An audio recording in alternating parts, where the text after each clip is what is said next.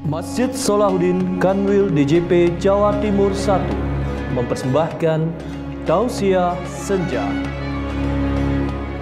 Bismillahirrahmanirrahim. Assalamualaikum warahmatullahi wabarakatuh. Sobat Masjid Salahuddin yang dimuliakan oleh Allah. Pada sore hari ini, insya Allah kita sedang berpuasa dan menjelang berbuka ini insya Allah adalah waktu bagi kita untuk bergembira. Berbicara tentang puasa, selalu ada gandengannya berupa zakat, khususnya zakat fitrah. Kalau kita bicara zakat, di dalam literatur suci kita yaitu Al-Quran, ada sekitar 30-an ayat selalu bergandeng dengan perintah sholat. Aqimis sholah wa atuz zakah. Tetapi dalam momentumnya, di bulan Ramadan ini, antara ibadah puasa dan ibadah zakat adalah sesuatu yang tidak terpisah. Sekali lagi, dalam konteks zakat fitrah. Di dalam Al-Quran, ayat atau surat At-Taubah ayat 103, dikatakan bahwa A'udzubillahi minasyaitonirrajim, Bismillahirrahmanirrahim, khudh min amwalihim shadaqatan tudahhiruhum wa tuzakkihim biha wa sholli alaihim inna sholataka sakanul lahum wallahu samiun alim. Shadaqallahul adzim. Sekali lagi, ketika kita bicara zakat, perintahnya adalah bukan kepada, pada ayat ini ya, bukan kepada muzakinya, tetapi ayat ini mengatakan khudh min amwalihim, ambillah dari harta mereka. Artinya perintah ini perintah untuk amil, perintah untuk panitia zakat untuk mengambil dari harta mereka yang berupa zakat. Sebelum kita lebih jauh berbicara tentang detail zakat barangkali, kalau kita bicara tentang puasa yang salah satu tujuannya adalah menumbuhkan rasa solidaritas sosial orang kaya kepada orang miskin. Ketika mereka merasakan lapar, maka akan muncul rasa kepedulian kepada si miskin yang sering kali kelaparan. Nah, zakat ini salah satunya adalah merealisasikan kepedulian itu. Ketika hari raya, jangan sampai ada orang yang tidak bisa makan atau meneruskan puasa karena gara-gara memang nggak bisa atau tidak mendapatkan makanan. Oleh karena itu berbagi secara real lewat zakat fitrah. Itu salah satu aspek sosial yang ada di dalam zakat. Nah, kembali ke ayat surat At-Taubah ayat 103 ini. Setelah khudh min amwalihim tutahhiruhum wa tuzakkihim biha. Kata Allah, untuk membersihkan dan mensucikannya.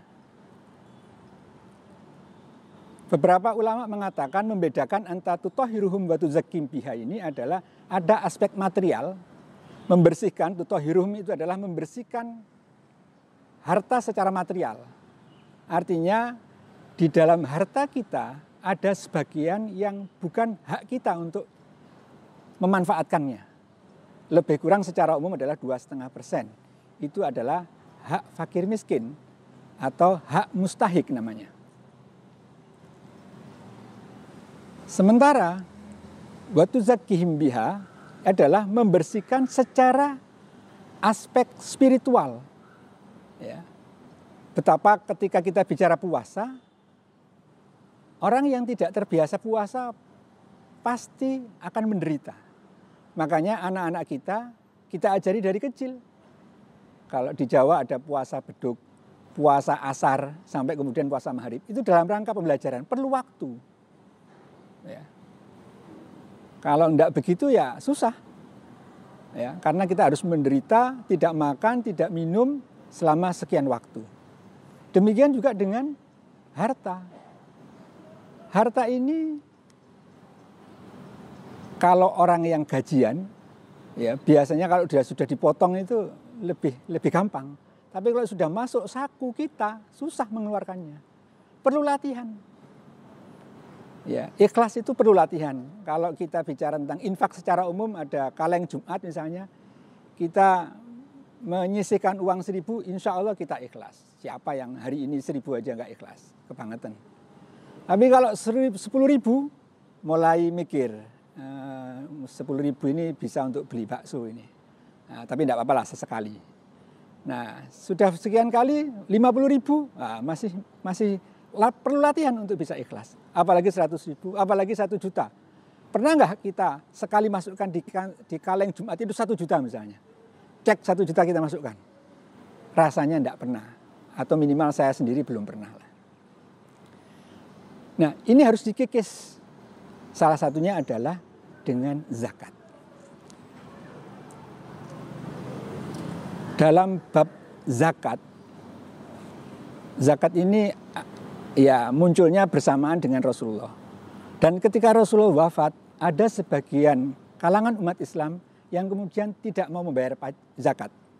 Mereka berasumsi bahwa zakat itu untuk Rasul, bukan untuk imam, bukan untuk pemimpin yang lain. Sehingga kemudian terjadi pembangkangan. Dan waktu itu khalifah yang pertama yaitu Abu Bakar, beliau mengatakan saya tidak akan membedakan siapa yang tidak patuh gara-gara atau saya tidak membedakan antara perintah sholat dan perintah zakat. Kalau mereka meninggalkan zakat berarti sama dengan meninggalkan sholat dan itu bukan dari golongan Islam. Diperangi. Bahkan sahabat Umar yang biasanya keras itu cukup menentang kebijakan dari Khalifah Abu Bakar. Tetapi dari sisi, saya kembali sedikit pada sisi spiritual kita, bahwa di zakat inilah kemudian kita mengambil sebuah pelajaran bahwa bagaimana agar harta ini tidak di hati kita. Dicekekem misalnya, atau bahasa Jawanya itu. Dipegangin kuat gitu. Enggak, ini bukan milik kita lepas. Semakin banyak persentase yang kita lepas, itu sesungguhnya hati kita tidak terlalu terkait dengan harta. Dan itulah sesungguhnya salah satu esensi dari takwa. Oleh karena itu pada kesempatan yang berbahagia ini, marilah kita tidak hanya terpatok pada ukuran-ukuran fikih yang 2,5% dan seterusnya. Malu ada agama-agama lain yang mereka konsisten 10% misalnya. Nah, marilah kita sisihkan harta kita. Ya minimal zakat fitrah, tetapi sesungguhnya ada zakat-zakat yang lain yang potensinya besar, dan itu untuk kepedulian kita menunjukkan bahwa inilah esensi takwa dari sisi bagaimana kita tidak terlalu sayang tidak terlalu tingkat kepada harta, tetapi ikatan kita hanya kepada Allah Subhanahu wa taala. Dan sekali lagi itulah sesungguhnya esensi dari ketakwaan yang dibangun dari rangkaian ibadah kita di bulan Ramadan ini. Mudah-mudahan sekali lagi ini tadzkirah untuk kita semua, terutama bagi saya, agar kita lebih memahami makna dari zakat. Itu saja barangkali yang bisa saya sampaikan. Mudah-mudahan ada manfaat dan gunanya untuk kita semua. Wa'alaikum minkum. Assalamualaikum warahmatullahi wabarakatuh.